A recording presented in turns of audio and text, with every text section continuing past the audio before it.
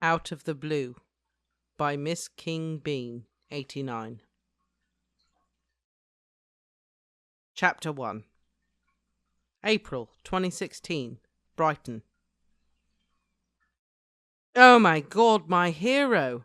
Do you have any idea how much I love you? Marcus beamed at Grant as if he was an oasis in a desert, which he sort of was at the moment. Skim milk, no sugar. Grant grinned, squeezing through the crowd and setting down the cup of coffee on the counter. How's it going? Busy! Marcus nodded, lifting the coffee to his lips and taking a few grateful sips. I know I've got some stuff in here somewhere, but I've only seen customers for hours. Jamie should be here in a bit. I made him promise. Oh, good. Atif and John are in the back doing stock, if you want to say hello. How was your morning? Yeah, fine. Paperwork. Rather be here. Grant looked round at the packed shop. Record store day still felt pretty new to Grant, but he was all for it, if it meant the shop was this busy. At least their finances would stay in the black this month. Grant didn't think he could ever live to see the day that record shops stopped making money. But that was the 21st century for you. Plenty of music shops were closing up for good, but they had no plans to. This place was too special to Marcus. He'd opened it with his partner John in the late 80s. After John died, years before Grant was on the scene, Marcus had sworn he would keep it open as a memorial. That was one of the things Grant loved about Marcus. He followed through on promises, even if they were soppy ones. He and Grant had met in 1999 on a hugely embarrassing blind date. They had a mutual friend who'd been trying to get them together for ages, apparently. Grant was apprehensive at first. He'd been single for years by that point, and it suited him. But he gave it a go, and thank God he did, because Marcus was, in a word, perfect. Italian looks, on his mother's side, and Icelandic blue eyes, big hands. He was a bit younger than Grant, but age hadn't been a problem.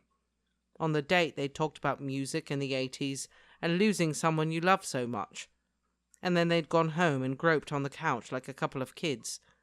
In short, it was love at first sight, and Grant did not usually believe in that sort of nonsense.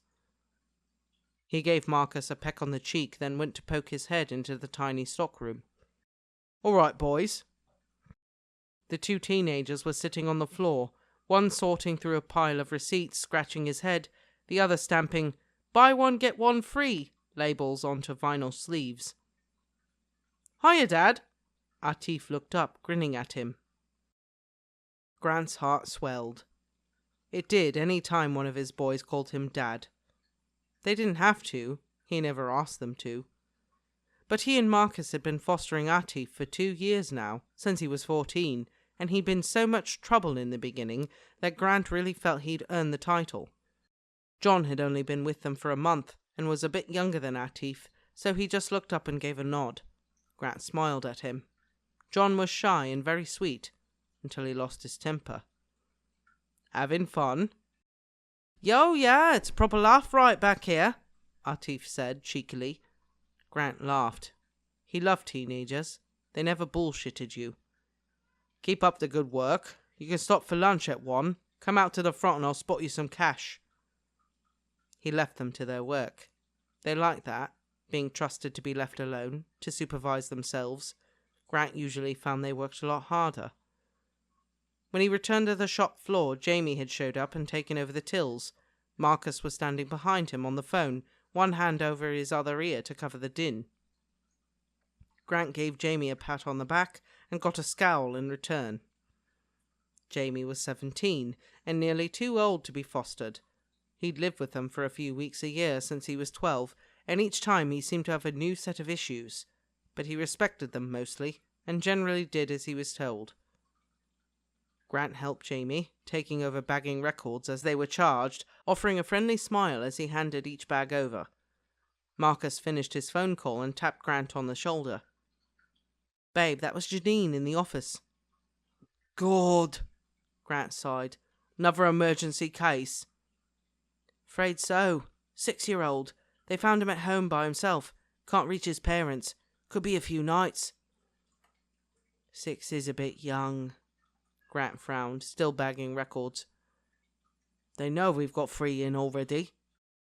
He can sleep on the Z-bed in your office, or put Jamie in with... I ain't moving rooms, Jamie grunted, not even looking up from the till. Marcus and Grant shared a look. Grant shrugged. Z-bed it is, then. You want me to go? I will, I've got the car keys. You okay holding down the fort? With Jamie here? Absolutely. Grant grinned, patting Jamie on the back again. The teenager shrugged him off, but Grant saw him smile too.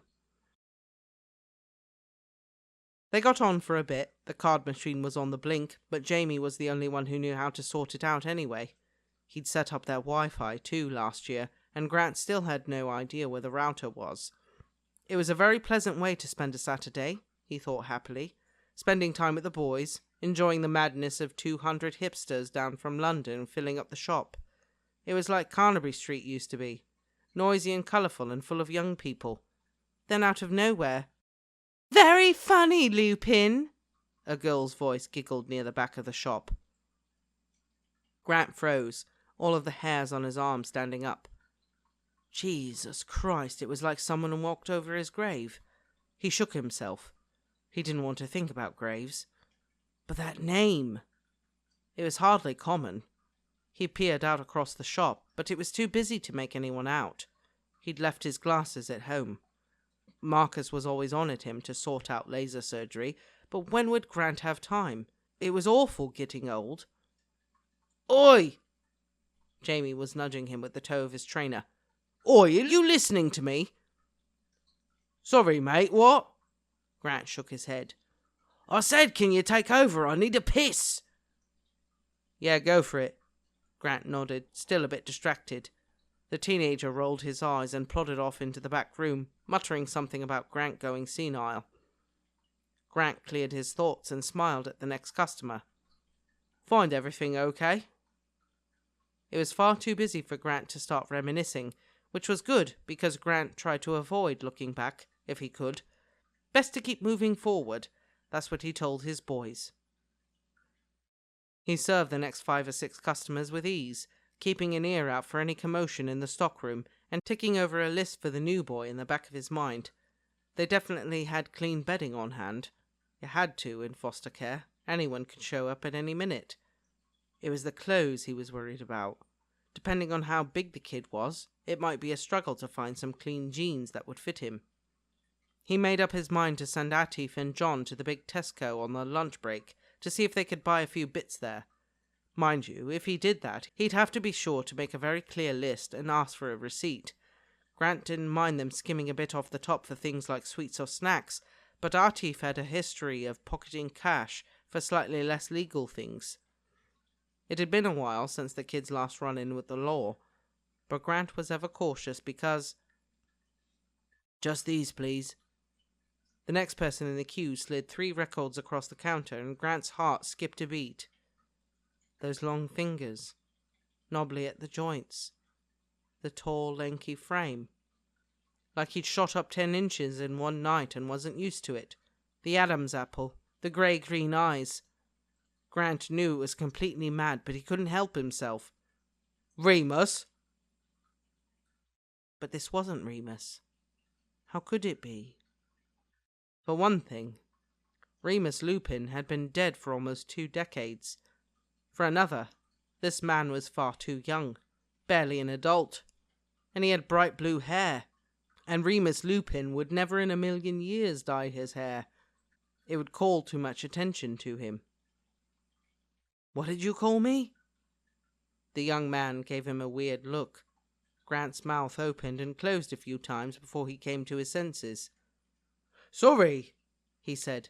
Thought you were someone else. Been a long day. Let's ring these up, shall we? He picked up the records, feeling hot and cold all over. Luckily, the blue-haired kid didn't question him again. His pretty blonde girlfriend was tugging on his arm, so they left fairly quickly. Grant couldn't bring himself to look closely at the boy again. It was much too eerie. Jamie reappeared at his side along with the other 2. Can we go for lunch now? Atif was asking. Grant only half heard him. It was as if everything in his brain had suddenly slowed down, and all he could hear was, "What did you call me?" And all he could see was that skeptical put-off face, which Grant knew so well it almost hurt. "Dad! Oi, Dad!" Artif waved a hand in front of Grant's face. "What? Leave off, you little toe rag," he chuckled affectionately. "Are you okay?" 3 boys were looking at him strangely. "You've gone all pale and funny." "Have I?" Grant raised a hand to run through his hair, only he was pretty much bald now, and all he felt was his own clammy skin. "Probably the heat," Artif said. "You want some water?" "Cheers," Grant nodded gratefully. "I'll do the till," Jamie said suddenly, pushing him out of the way. "Go and sit down, G-Man." "You okay?" Marcus asked, yawning as they got into bed that evening. It was almost 11, but Marcus had been stuck at the police station ages while they sorted out the new kid, Kieran. They'd both missed dinner, which disrupted the whole household, and by the time they got back, Grant was in the middle of breaking up World War III. Atif and Jamie were constantly arguing over whose turn it was on the PlayStation.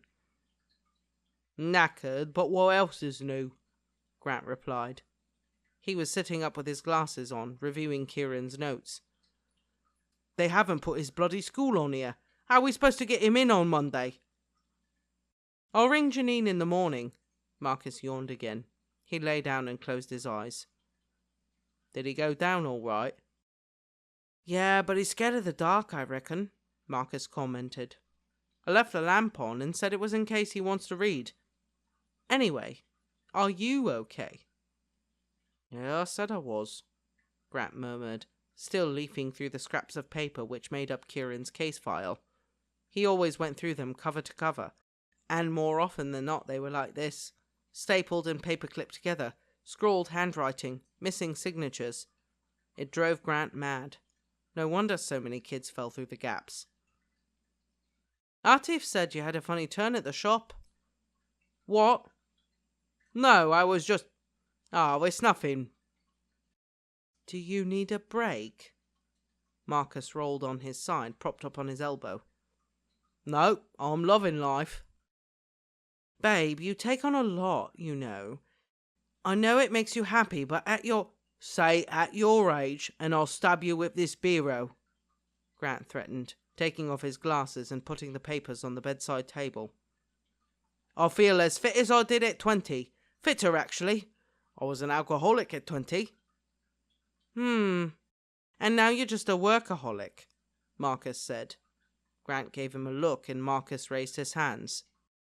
I know. The boys don't count as work, but still, if you're coming over all faint in the middle of the day..."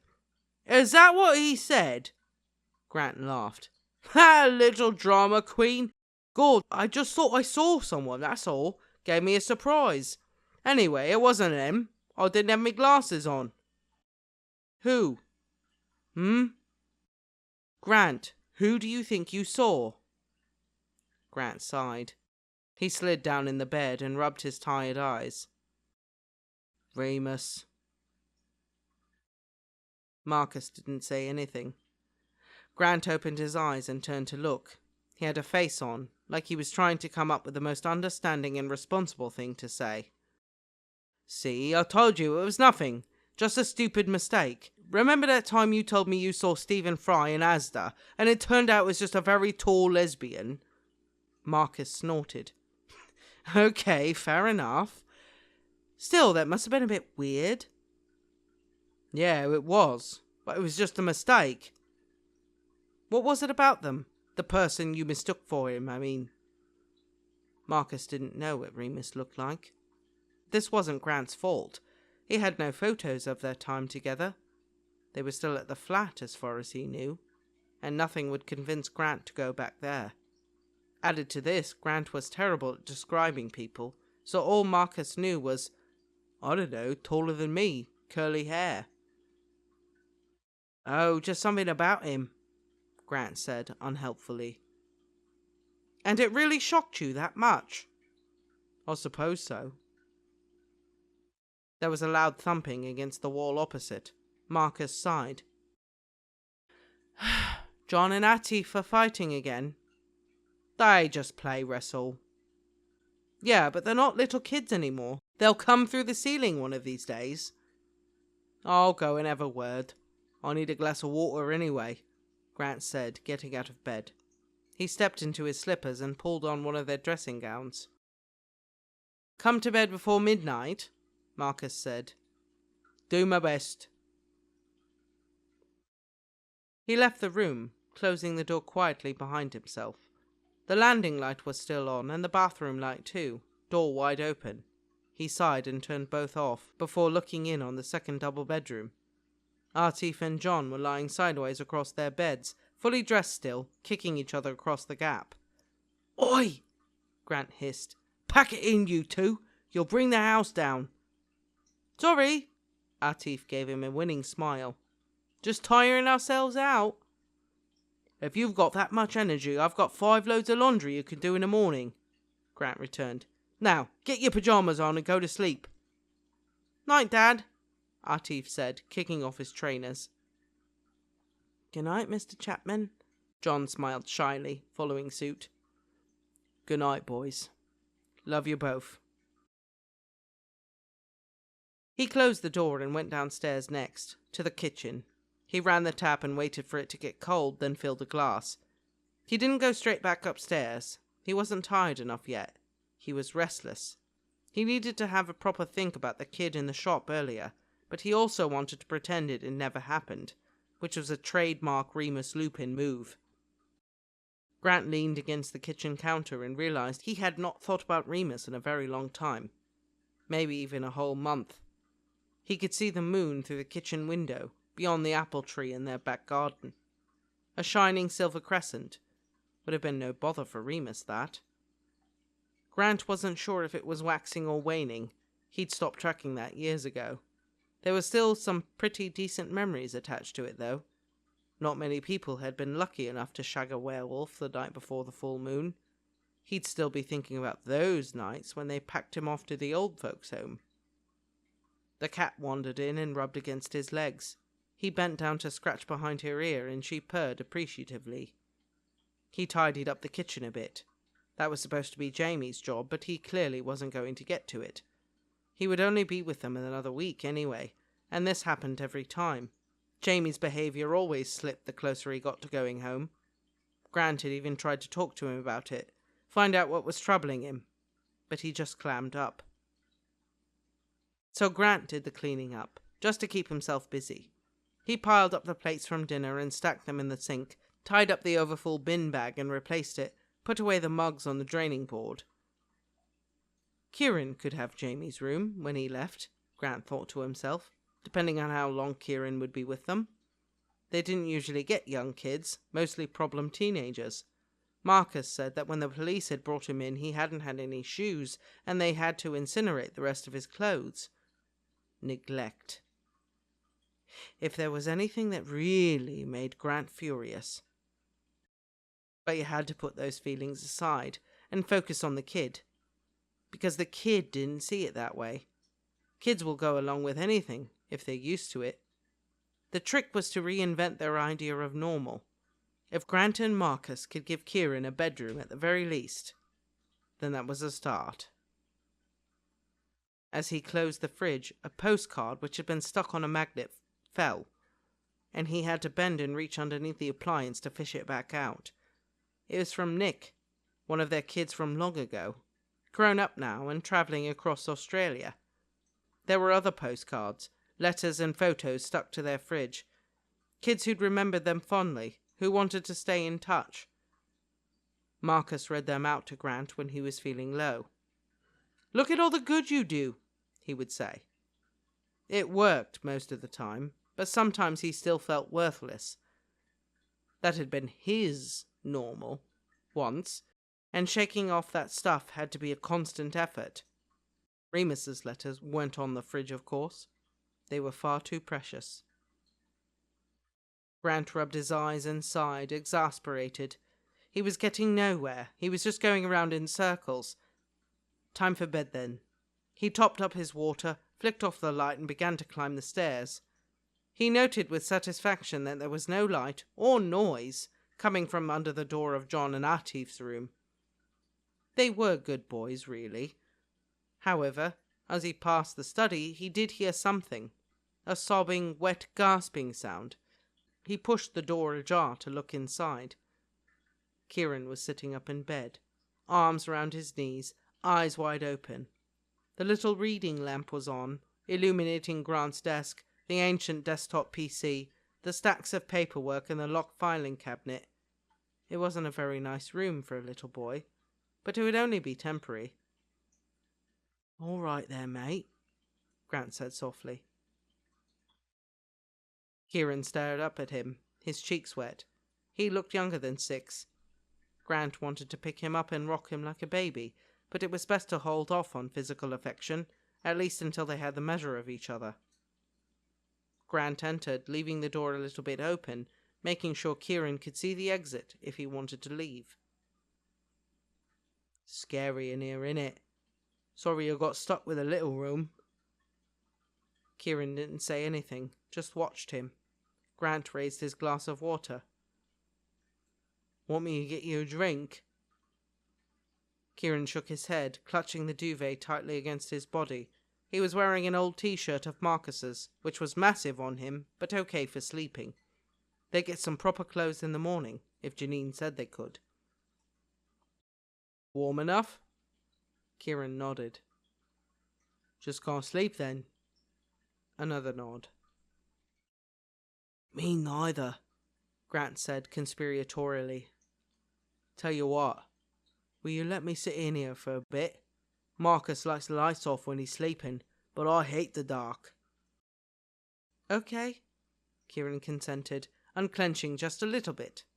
He'd had his hair cut very short. The poor love. They didn't do that anymore unless they really had to. Grant sat in the armchair. It had belonged to John, Marcus's partner. He'd been older than Marcus by quite a bit, based on the pictures Grant had seen. One of those intellectual old queens who liked big leather-bound books and wore silk scarves and a bit of rouge so they didn't look old. "Do I have to live here forever?" Kieran asked, his voice very small and high. "We dunno yet. But just for a bit." Grant hated not being able to give kids the answers they deserved. He tried to always be very honest. "Will they send me to jail?" "No, mate, you're not in any trouble." "Who are the big boys? Are you their daddy?" "No, me and Marcus just take care of them, 'cause their mummies and daddies can't. Just like you." He smiled. "Why do you do that?" "Because when I was very little, my mummy wasn't very good at taking care of me either, and I got in lots of trouble all the time, and it wasn't very nice. So I want to help other boys now." "I don't like it here." "I know, mate. It's not home. Like I said, you might not be here very long." "No, I like this house," Kieran said. "But I don't like this room." "Oh, I see," Grant chuckled. "Why's that then?" "In there." Kieran pointed under the desk. There was nothing there but darkness and shadows. "There might be a dog, and it might bite me." "Oh, of course," Grant nodded, as if this was a very reasonable assumption, which it was to a 6-year-old. "Let's see." He got up and went to the stack of drawers in the corner. They were on casters and wheeled easily over to fit underneath the desk, filling the empty space. "That better?" Kieran nodded.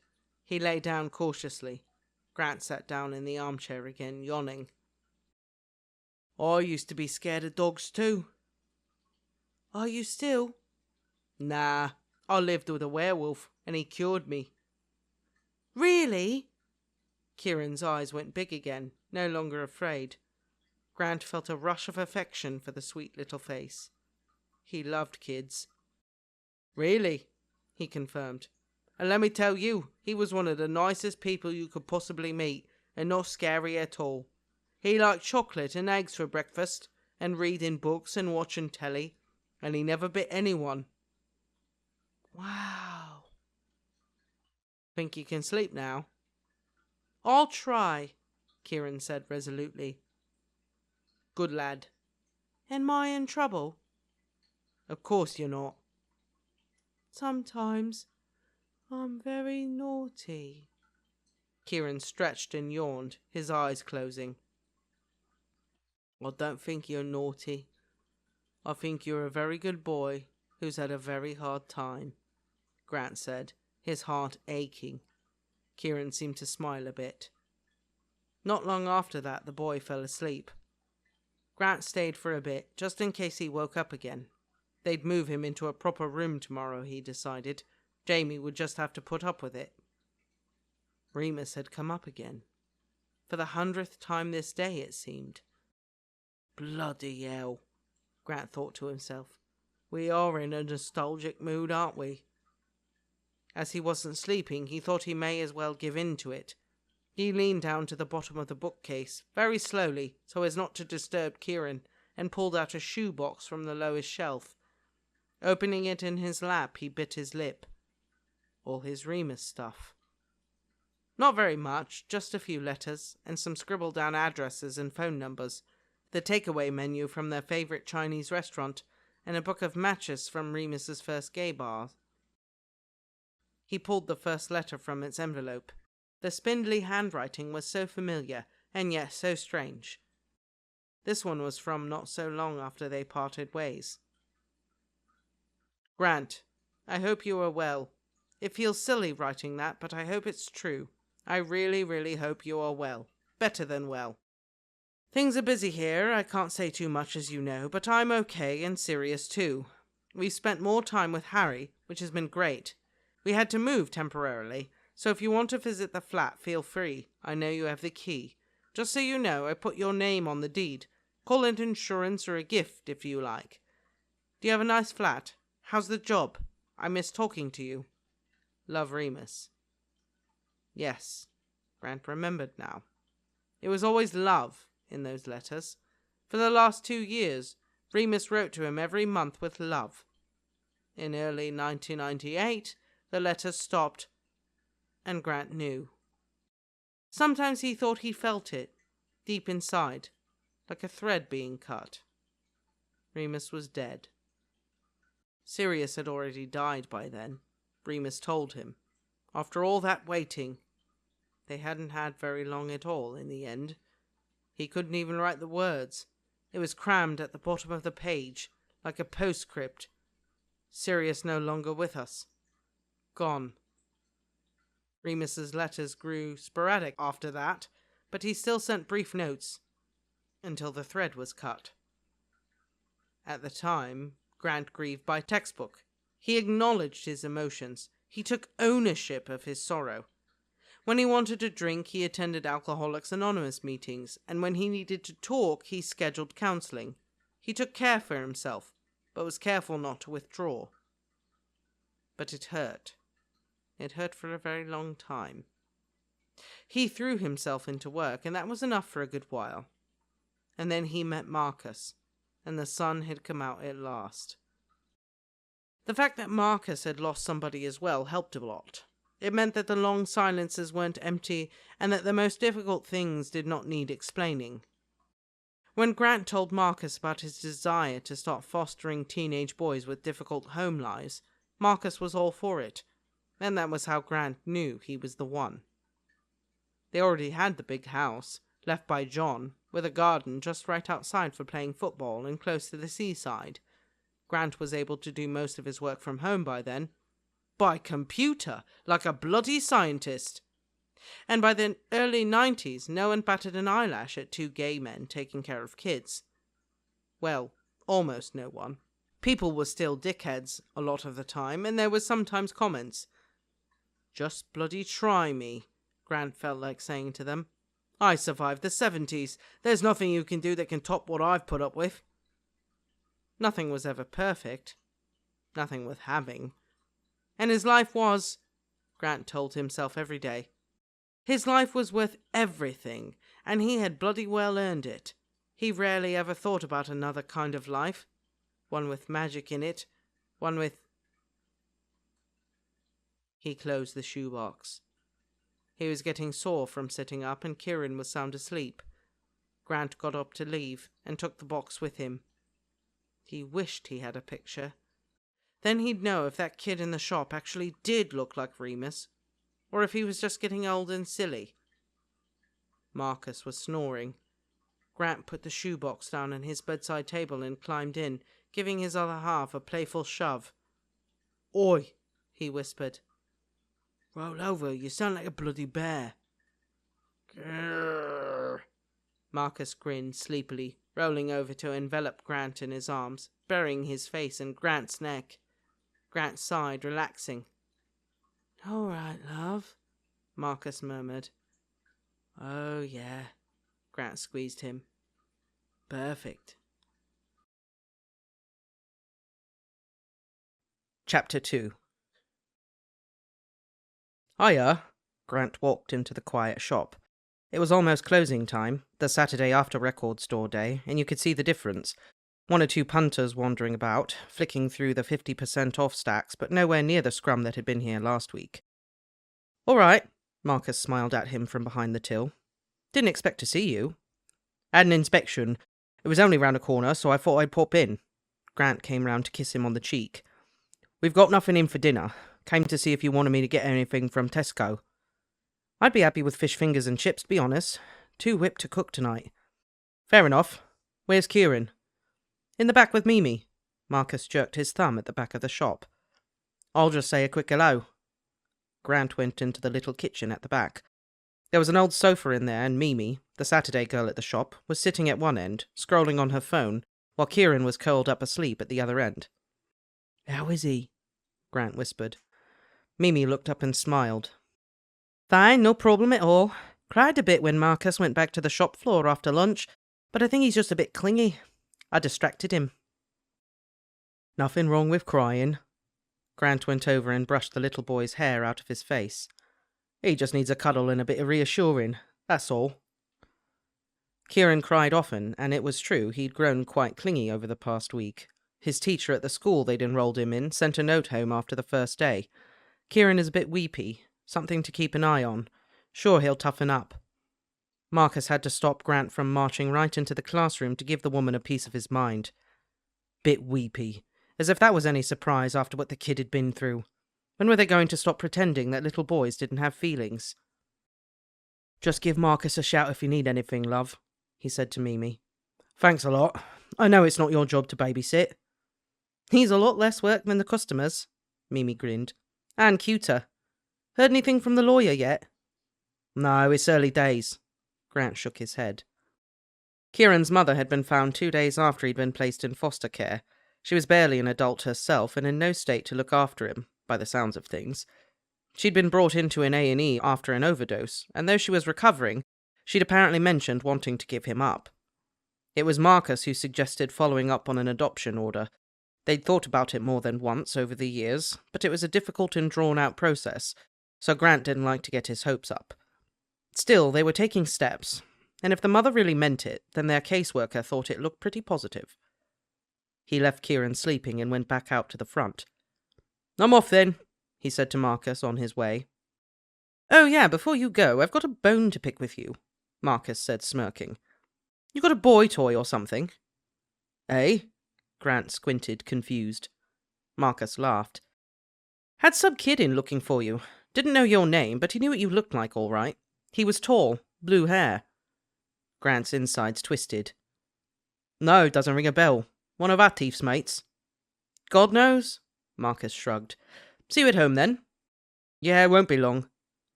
He left the shop and started walking in the direction of the nearest Tesco. He didn't feel right. He felt on edge. Why was the blue-haired kid looking for him?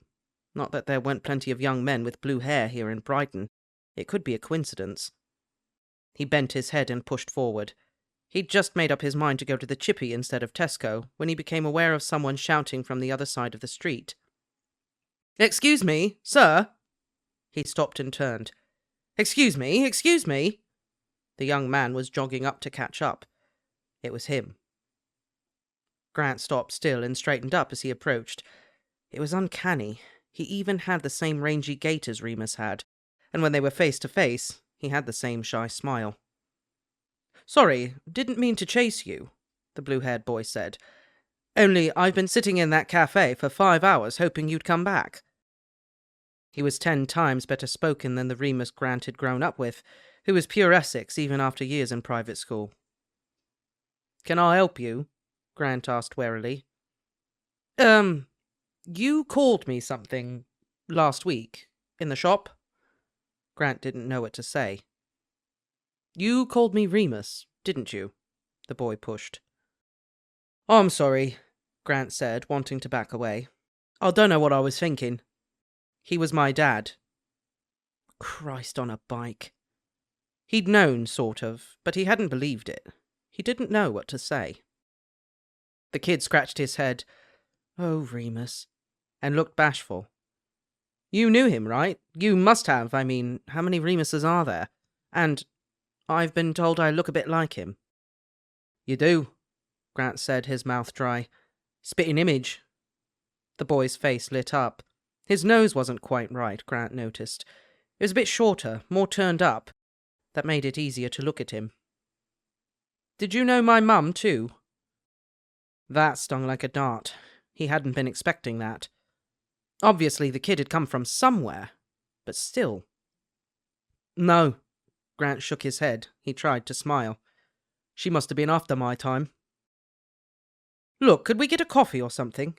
the kid asked earnestly, hands in his pockets, bobbing forward on the balls of his feet. "I know this is weird, but if you can tell me some stuff about my dad..." "I dunno," Grant said. "It was a long time ago." "That's even better," the boy said. "Most people only knew him for a little while. I don't know if you knew, but a lot of his school friends died." "I knew," Grant said grimly. "And when did he?" "Oh, 1998, 2nd of May. Grant nodded. That sounded about right. That was when he'd started hurting. His eyes welled up unexpectedly after all these years. The kid looked concerned. Sorry, I didn't realize you hadn't known." "I knew," Grant said, wiping his eyes quickly. "I did know, we hadn't seen each other in a while." "Can we go somewhere and talk, please?" How could Grant say no? They chose the beach in the end. It was anonymous enough, and a cold day, so no one would eavesdrop. They bought styrofoam cups of dishwater grey tea from a van on the promenade and sat on a big Victorian wrought-iron bench looking out to sea. Grant made a quick call to Marcus on his mobile. "Hiya, darling. I've been called out for work. I won't be too late. Will you be okay with the boys?" "Good. No. Yeah. All right, see you later. Love you too." The kid waited patiently. Grant put away his phone, feeling sick for lying to Marcus.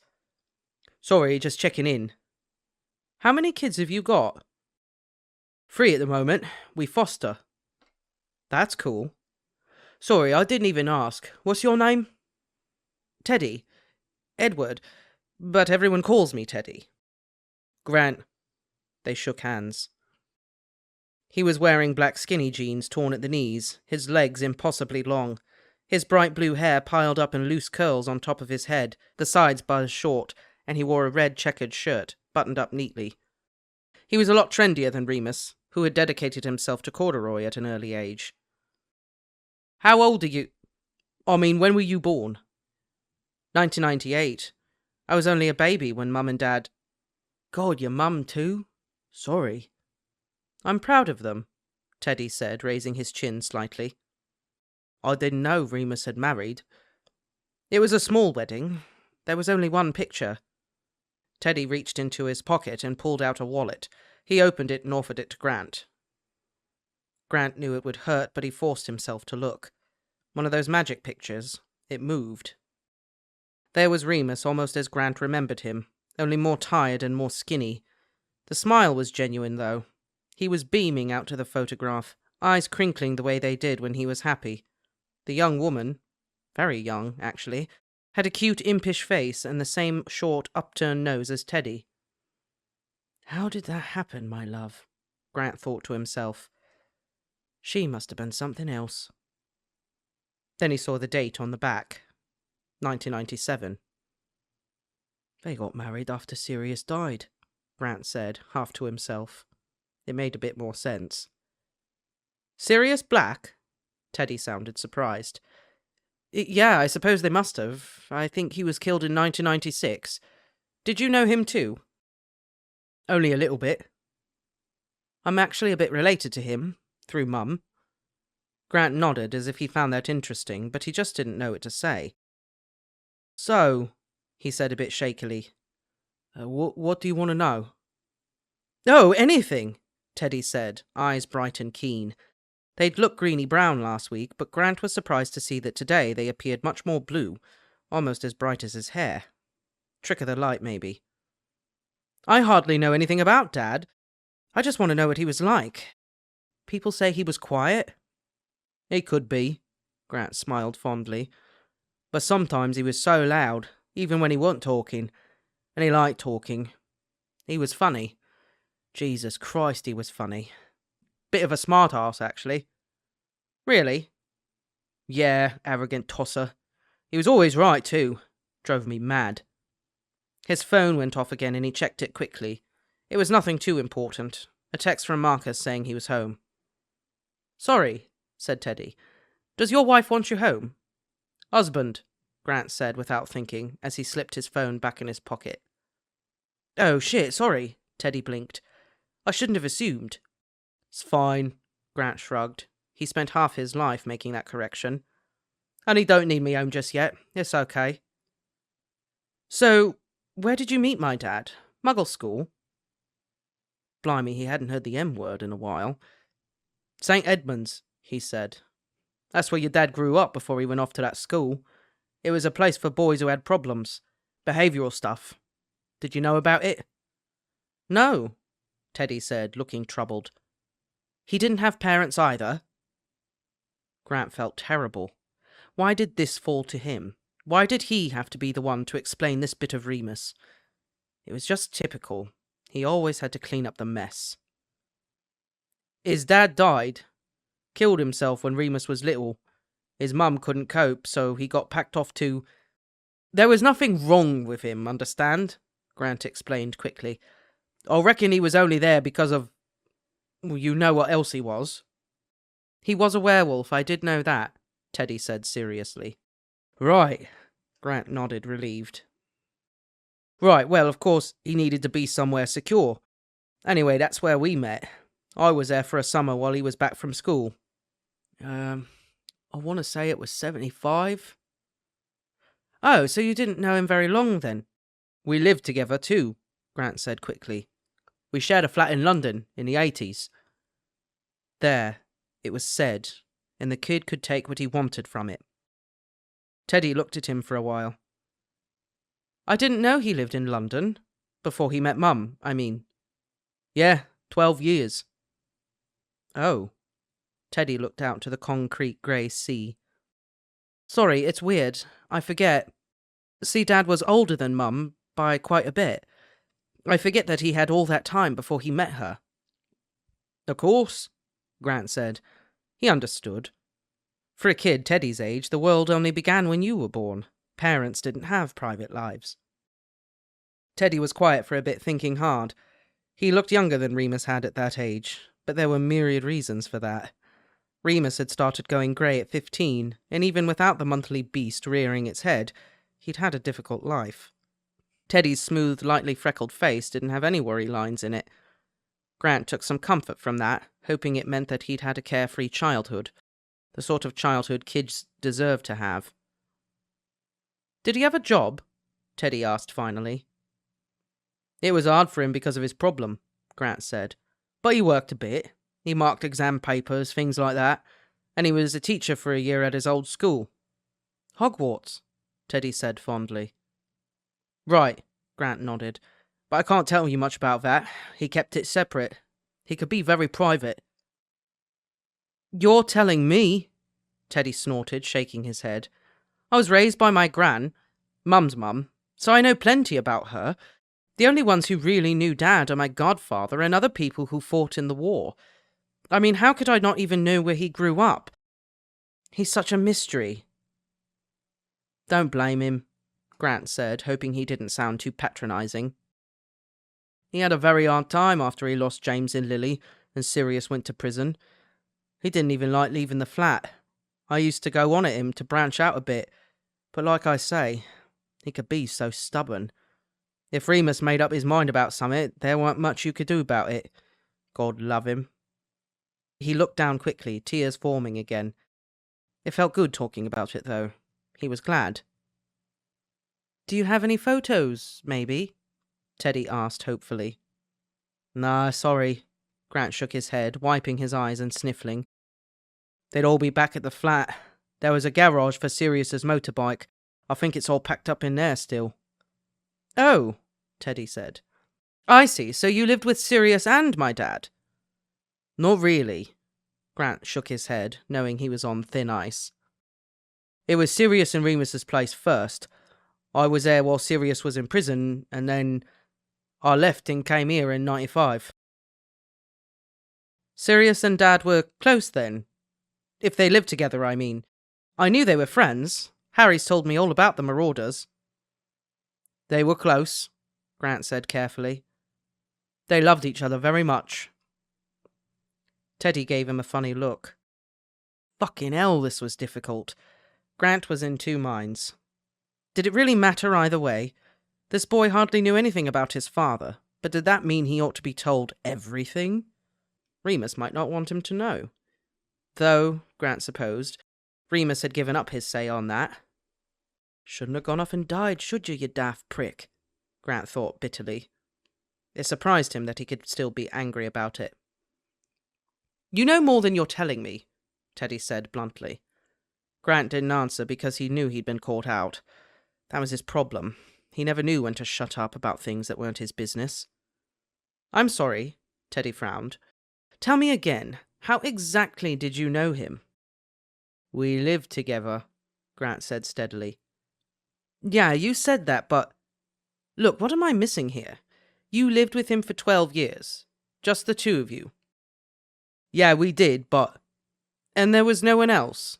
He had no other friends or... girlfriends? There it is, Grant thought with a sinking feeling. He's got it. No, Grant said. He met Teddy's eye properly. He didn't need anyone else but me, and I didn't need anybody else but him. Understand?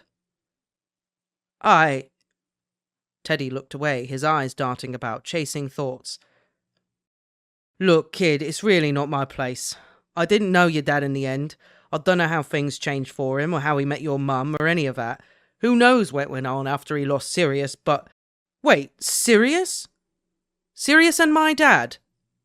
Bugger. Yeah, Grant said apologetically. That's right, since they were kids. Merlin. Teddy rubbed the back of his neck. This is... I mean, Harry never told me any of this. He's my godfather.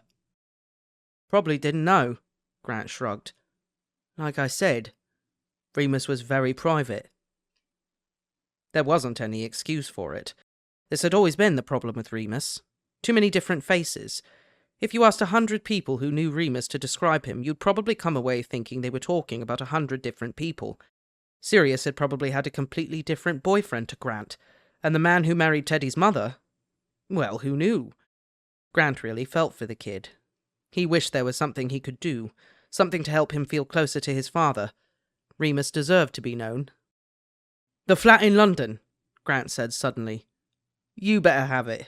The garage too. I don't need it. I'll give you the address. It's in my name, but you take the keys. You don't have to. Sell it or keep it, whatever you like, Grant said, keen on the idea now. He'd been hanging on to it for sentimental reasons, but he never planned to return. Remus's son ought to have it. That was right. That was proper. He went in his pockets for the keys and scribbled down the name and 2 addresses on the back of an old receipt. There, that's the flat. Might be some magic on it, I've got no idea. Maybe take someone with you. And that's me, Grant Chapman Scott, case you need me to do any legal stuff. Though I suppose not, eh? You lot got your own system? Yeah. Look, are you sure? He'd have liked you to have it, Grant insisted. Honestly, it were never mine. And he had plenty of happy memories there. He really did. They got up to part ways shortly after that. Teddy shook his hand again. He was so polite and well-mannered, Grant thought Remus would get a real kick out of that. Can I stay in touch? He asked shyly. Yeah, Grant answered, surprised. If you like. No owls, though. Teddy laughed. I've got a phone, don't worry. Thank you for talking to me. Sorry for the nasty shock. Oh, no, I mean, it's a surprise, but not a nasty one. Actually, it's nice. He feels a bit more real now. I had this tortured war hero idea in my head. Oh, he was that too, Grant chuckled. They both smiled at each other, and Teddy's eyes crinkled at the corners. They looked green-brown again. He'd have liked the hair, Grant said suddenly. He'd have loved you all over, but he'd have thought the hair was very cool. Teddy's eyes brightened a bit, and he looked down, rubbing the back of his neck. Thanks, Grant. It was nice to meet you. He walked away, and Grant watched him, and for a moment he let himself pretend. Oh, my darling, he thought, I don't half-bloody miss you. 1 month later. Dad, look what I drew! Grant, where did I leave my keys? Oi, Dad, can me and John go down to the beach? Bloody hell, you lot, give me a minute. Grant closed the front door behind himself. He wasn't annoyed, though. He was home. It was loud and messy and crazy, but it was his. He accepted the picture from Kieran first, of a big hairy-looking animal with sharp teeth. It was smiling and reading a book. Wow, he said, kissing the top of Kieran's head. Another work of genius. Straight on the fridge, I reckon. I got your keys, babe. Sorry, left mine at work. He tossed the car keys at Marcus as he entered the kitchen, then addressed Atif. You can go to the beach, but be back before it's dark. And no trouble, you hear me? He gave the two teenagers a stern look. They promised and ran upstairs to get ready. Cup of tea? Marcus called. My hero. Grant slumped onto the sofa, exhausted. There was some post for you. It's on the coffee table. Grant sat up and leaned over to pick up the cardboard box sitting on the table on top of all of Kieran's discarded masterpieces. John's geography coursework and 6 months' worth of newspapers.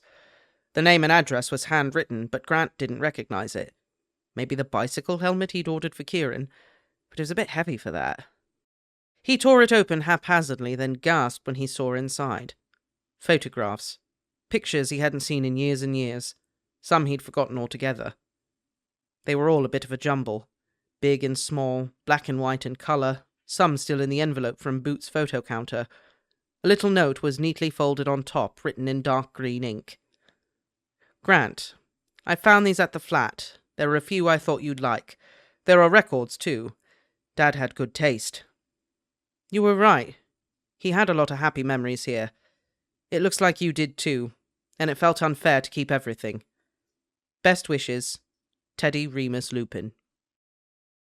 Grant's eyes welled up as he sifted through all the photos. They were like treasure. There was him in his football kit when he played on that London team. Remus had taken it to make fun of him, mostly. Grant was sticking 2 fingers up at the camera, laughing. Another photo was of their living room right before a demo, all of the old socialist crowd leaning over placards with poster paints, and Remus coming in from the kitchen with a tea tray, giving that wry smile, head down.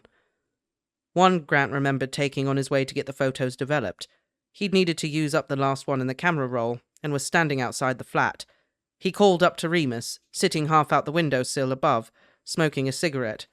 In the picture, Remus was peering down at him, fag between his lips, eyebrow raised. Pure sarcasm. There were Christmas trees and birthday cakes and walks through Regent's Park, Grant's university graduation, and even a lazy Sunday morning in bed, and every face Remus had ever had. The gravity of him and the lightness of him. Grant shook his head, wiped his face on his sleeve and called out, Marcus? Yeah? Babe, come here. I want to show you something.